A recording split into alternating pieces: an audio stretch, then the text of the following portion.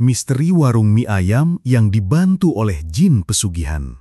Seperti apa kelanjutan ceritanya? Simak videonya sampai selesai. Semoga kalian yang menonton video ini selalu diberikan kesehatan dan rezeki yang melimpah. Amin. Siapa yang tidak tahu dengan mie ayam? Salah satu kuliner Indonesia yang sangat enak disantap. Mie ayam adalah hidangan khas Indonesia yang terbuat dari mie gandum kuning yang dibumbui dengan daging ayam yang biasanya dipotong dadu. Hidangan ini banyak terpengaruh dengan teknik penyajian kuliner yang digunakan dalam hidangan Tionghoa. Sudah hampir 1 bulan, warung mie ayam milik Arif sepi pelanggan. Jika pedagang-pedagang lain biasanya sibuk melayani pelanggan yang memenuhi warung mereka untuk makan siang, yang dilakukan Arif tiap siang hanya melayani 1 hingga 4 orang pelanggan. Sisanya adalah mengusir sekumpulan lalat yang mengganggunya melamun. Padahal ia membuka warungnya di tengah-tengah kota, yang di sekelilingnya banyak pabrik maupun perusahaan yang banyak karyawannya. Waktu jam makan siang banyak orang berlalu lalang, namun tak ada satupun yang mampir ke warungnya. Arif sendiri bingung, apa yang terjadi dengan bisnisnya. Warung yang ia buka dari uang pensiun sebagai karyawan itu dirasa tidak memiliki masalah. Lokasinya cukup strategis karena tak jauh dari pusat perkantoran, dilengkapi dengan meja dan kursi serta tempatnya yang cukup luas. Adapun soal rasa, Arif pernah beberapa kali meracik ulang bumbu dari mie ayam buatannya, tapi tetap saja uang belum datang kepada dirinya. Melihat istrinya yang sehari-hari membantu memasak dengan sepenuh hati, dan kedua anaknya yang rajin dan berprestasi di sekolah membuatnya tidak tega untuk melepas usaha ini. Terlebih belum balik modal. Kebutuhan yang semakin mengerucut, belum lagi biaya sekolah anak-anaknya yang tak bisa dibilang sedikit. Dengan helaan napas panjang, Arif kelimpungan memikirkan usaha yang sedang dijalaninya, sementara istrinya menggantungkan Arif sebagai kepala rumah tangga. 1 bulan, 2 bulan dijalani dengan berat hati. Sampai menginjak waktu 3 bulan, sama sekali tidak ada perubahan. Warung mie ayamnya selalu sepi pelanggan. Alhasil Arif memutuskan untuk mengambil jalan terakhir. Sebuah jalan yang sebenarnya tidak ingin ia tempuh, tapi himpitan nasib memaksanya. Arif pergi ke salah satu dukun yang ada di daerahnya. Tekad yang sudah bulat, ia pun mengetuk pintu rumah Mbah Dukun yang sering disapa Mbah Nah. "Mbah, tolong bantu saya agar dagangan mie ayam saya laris," pinta Arif. Mbah Nah hanya memandanginya sambil tersenyum kecil. Wajah itu seakan menunjukkan bahwa ia memiliki rencana untuk memutar balik nasib Arif yang memohon kepadanya dengan sungguh-sungguh. Terjadi obrolan panjang sampai Mbah Nah berkata, "Sekarang kamu bisa pulang, tapi jangan lupa syaratnya. Mie ayam kamu tidak boleh dibawa pulang, dan jangan lupa sesajennya," ucap dukun tua itu. Kalimat tersebut seperti kalimat benenang bagi Arif. Keputusan yang berkobar di dalam dirinya seakan padam dengan janji yang diberikan oleh Mbah Nah. Malam harinya, mulailah Arif melakukan ritual dengan mantra yang sudah diajarkan tadi. Tak lupa juga sesaji yang harus disiapkan, mulai dari bunga kantil, bunga kamboja, melati, mawar, dan juga dupa serta kemenyan. Tepat malam Jumat, Arif dengan tenangnya bersekutu dengan iblis, tanpa memikirkan anak dan istrinya. Sehari kemudian, Arif semangat seakan membuka bisnis warung mie ayamnya itu untuk pertama kalinya. Ia membersihkan meja, kursi, dan peralatan makan, mengisi sambal dan kecap, juga menyediakan varian minuman yang lebih banyak. Pesugihan yang dilakukan Arif ternyata membuahkan hasil. Baru 1 hari ia berjualan, sudah banyak pelanggan yang datang. Ia tidak lagi menghabiskan waktu berdagangnya dengan melamun atau mengurusi lalat, melainkan melayani pelanggannya yang banyak. Orang-orang yang singgah ke warung mie ayamnya semakin banyak setiap harinya, mulai dari para karyawan pabrik dan juga warga sekitar yang sengaja datang. Tidak ada lagi melamun dan mengusir lalat, hanya kerja keras untuk memberikan pelayanan terbaik bagi pelanggan-pelanggannya. Arif sendiri bingung mengapa nasibnya berubah dengan begitu cepat. Ia tidak merombak resep mie ayamnya ataupun melakukan promosi besar-besaran, hanya spanduk yang bertuliskan nama warung mie ayamnya saja. Tapi ia tak terlalu mementingkannya. Yang terpenting bagi dia sekarang adalah bagaimana caranya untuk tetap rutin menyajikan sajen dan juga melarang dengan cara baik-baik setiap pelanggan yang datang untuk membungkus mie ayam buatannya. Dalam kurun waktu 1 bulan, pelanggan Arif semakin banyak. Bagi dia, sungguh mustahil mendapatkan keuntungan sebanyak itu dalam waktu 1 bulan. Jika melihat nasibnya sebelum mempraktekkan ritual klinik dari Mbah Nah. Arif membuka warungnya dari pukul jam 9 pagi sampai jam 3 sore. Sudah habis tak tersisa. Dengan uang yang dihasilkan sebanyak itu, Arif bisa mengganti perabotan yang lebih bagus. Juga memperluas pelanggannya dengan cara menyewa ruko yang berada di seberang warungnya. Uang yang dimiliki oleh Arif juga tidak ia pergunakan sendiri, melainkan keluarganya.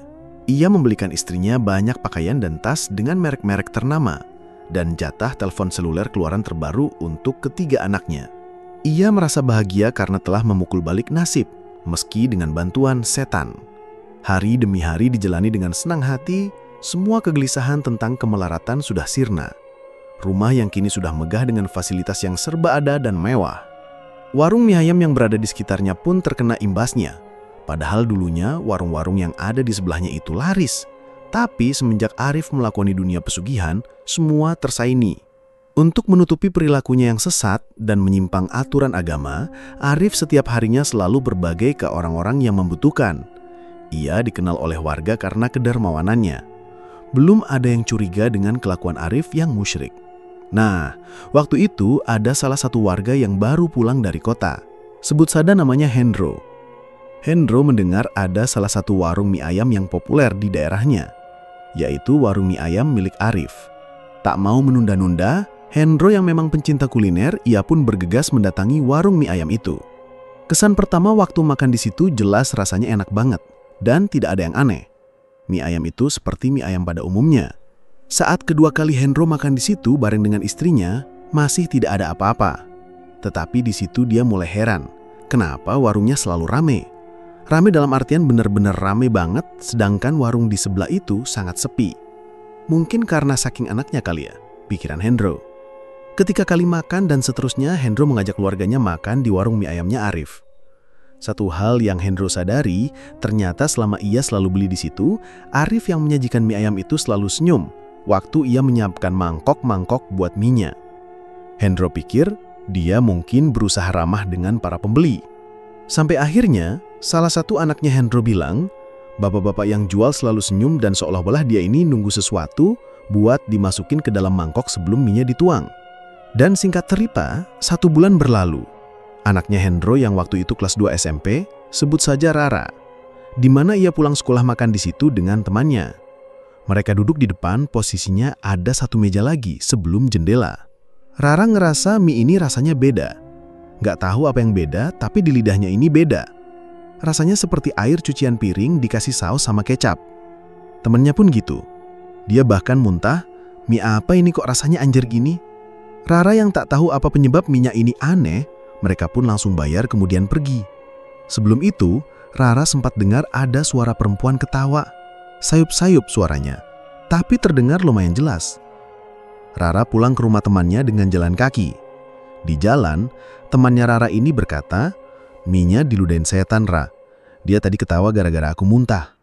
Rara yang mendengar perkataan dari temannya pun syok, karena suara ketawa tadi ternyata ada nyatanya. Dia pikir pendengarnya salah. Sekitar seminggu kemudian Rara datang lagi bersama mama papanya, yaitu Hendro, buat makan di situ. Dan disitulah hari di mana Rara memutuskan buat nggak makan lagi di tempat itu. Perempuan dengan jubah putih melewati kaki dengan rambut panjang ke bawah, duduk di atas gerobak mie ayam tersebut. Mukanya pucat. Rara merinding setengah mati. Waktu dia menyadari Rara bisa melihatnya, wajahnya berubah seram, hancur, banyak darah. Terlebih itu ada satu lagi di samping penjual mie ayam itu.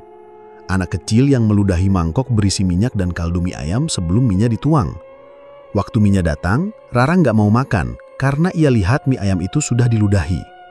Rara ingat lagi apa kata temannya beberapa saat lalu yang bilang kalau mie-nya diludahi. Alhasil, mie punyanya Rara dibungkus. Awalnya Arif melarang untuk mie ayamnya itu dibungkus, dengan alasan tidak ada plastik.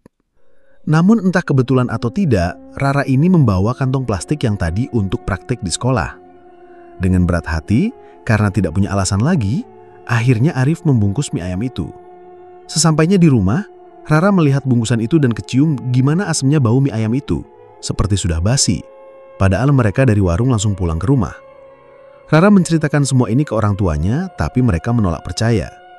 Terlebih Hendro sebagai orang tua, Tipe orang yang nggak akan percaya sebelum melihat. 1 minggu setelah kejadian itu, Arif belum tidur malam itu. Ia mencoba untuk terjaga meski matanya sudah merah dan terkadang memicing. Ia merencanakan sesuatu yang bisa dilaksanakan ketika istrinya sudah masuk ke dalam kamar untuk beristirahat. Ketika pintu ditutup, Arif mengangkat pantatnya dari sofa barunya yang empuk, lalu bergegas menuju dapur. Di hadapan lemari dapur, ia melihat sekeliling untuk memastikan tidak ada istrinya atau anak-anaknya yang ingin mencari makanan di kulkas ataupun pergi ke kamar mandi. Arif membuka lemari tersebut, lalu mengambil sebuah bungkusan berwarna hitam seukuran kaleng kornet. Dengan perlahan-lahan, Arif berjalan masuk ke kamarnya dengan perlahan. Ia membuka pintu, lalu mendekati istrinya yang sedang beristirahat. "Selamat ulang tahun," ucap Arif dengan suara yang cukup keras. Respon sang istri ternyata di luar dugaannya. Sekotak emas yang ia taruh di dalam bungkusan tersebut tidak membuat istrinya terharu atau bahkan tersenyum. Istrinya hanya terdiam seakan-akan memendam sebuah masalah rumit. "Memang benar kamu sekarang pakai pesugihan buat warung mie ayam?" tanya sang istri dengan nada rendah. Mendengar pertanyaan itu, Arif yang tidak memberitahukan ini kepada siapapun sontak kaget. "Kok kamu nanya kayak gitu? Siapa yang bilang?" Arif berusaha tenang meski jantungnya berdebar. "Aku dengar dari teman aku. Teman aku tahu dari anaknya yang katanya bisa ngeliat." "Ngeliat apa maksudnya?" tanya Arif heran. "Nggak tahu juga. Pokoknya ngeliat karena orang itu punya mata batin katanya. Tapi aku coba buat gak percaya. Meski sekarang aku masih aja kepikiran. Mereka hanya orang-orang iri yang tidak bisa lihat orang lain sukses. Mungkin ini adalah rezeki yang memang diberi Tuhan. Tidak usah kamu memikirkannya, cukup manfaatkan rezeki yang sudah diberikan kepada kita." Arif mencoba menutupi cara liciknya dengan membawa-bawa Tuhan. Pertanyaan itu ternyata tidak selesai malam itu. Beberapa hari setelahnya, pertanyaan dan kabar tentang warung mie ayam Arif yang menggunakan pesugihan semakin nyaring di telinga Arif dan istrinya. Warung yang biasanya disesaki pembeli, semakin kesini semakin sepi. Arif melupakan kalau ia sudah melanggar syarat yang diajukan Bahna. Akibatnya sekarang pendapatannya semakin menurun, setelah 4-5 bulan sebelumnya berlimpah. Nasib yang semula buruk, lalu membaik, dan sekarang menjadi lebih buruk, adalah apa yang dialami Arif belakangan ini. Tentu saja ia kesal, apalagi ketika mendapati hinaan tentang warungnya. Ia tahu bahwa tak sedikit tetangganya yang menyebut mie ayam Arif dengan sebutan mie ayam lidah. Selang beberapa waktu, hinaan terhadap mie ayamnya malah semakin menjadi-jadi. Jika sebelumnya mie ayam buatan Arif disebut mie ayam lidah, sekarang ada saja yang menyebut mie ayam Arif diracik oleh setan. Hinaan ini lama-kelamaan tidak membuatnya kesal, tetapi juga bingung. Arif mencoba tak memikirkannya, karena ia sama sekali tidak merasa telah melakukan perbuatan jahat.